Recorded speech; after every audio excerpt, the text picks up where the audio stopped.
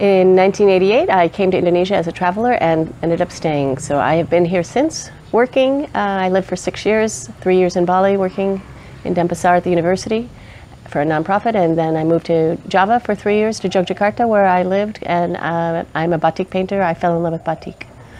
So my life has been between those two places in Indonesia. One is Hindu, one is Muslim. As we know, Indonesia is the largest Islamic country. In my experience being Jewish in Bali, it's like being a feminist, or it's being a liberal, or being an American. I don't have any cause to have it be an emblem for myself or anyone to have a question about or challenge my identity. In Indonesia, there are 5 major religions, and everybody has to, on their identification card, state their religion. So it is a common question, is what is your religion? And when I say orang Yehudi, I'm Jewish. In Bali, because they're Hindu, it's just one more accepting religion. Because I lived in Java for 3 years, my experience of being Jewish there in the largest Islamic country and the most populated Islamic island in the world, people were curious. They identified more so that about being halal and being kosher and finding similar, cultural similarities. And I never, and honestly, in my 25 years of experience, have felt any tinge of anti-Semitism anywhere in Indonesia. I traveled in the East, which is heavily Catholic. They loved the fact that I was Jewish because they identify with Bethlehem, and they make this, very abstract connection to the Holy Land.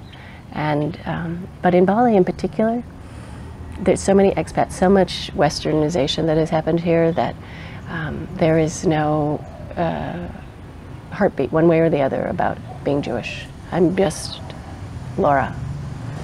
The very first Seder I remember we made with my friend Sue, when I was president, and we did not have matzah then, and there was no travelers coming, and so we made chapati, Indian flatbread, from an Indian restaurant. They helped us make it. And then we also substituted from a Japanese friend, the green root that we use for horseradish in sushi. I can't remember the name of it. And we used a very simple I think we had a very simple Haggadah back then. I can't even remember. But that was one of my very favorite first memories of Seder in Indonesia. When I first came to Indonesia and in Bali, which is Hindu, the very first time I was invited with a Balinese friend to go to his Balinese temple, which is a Hindu temple, and for a ceremony and celebration and prayer. And I said, I can't go, I'm not Hindu. And he said, God doesn't care, it's all welcoming. And then I said, but I'm an atheist, I don't believe in God, I'm a Jew, I'm a humanistic Jew, I believe in a cultural and historical connection to my Judaism, and I really believe in the foundation of Judaism, which is tikkun olam, to make the world a better place, so I'm interested in whatever it takes for me to be a strong human being to make the world a better place. That's my Judaism. And he said, come on, sounds like you're a Hindu. So I have always felt comfortable sitting in Hindu ceremonies with my Balinese family and friends, and tapping into my spiritual root inside, which is not necessarily my Jewish side. It's my yogic side, my yogi, or my meditation, whatever. But I love that I can tell my parents, oh yeah, I go to temple all the time when I'm in Bali, because it's a Hindu temple. They don't care. They just like that I'm connected to something that is founded in helping others and making yourself a strong individual, a healthy individual.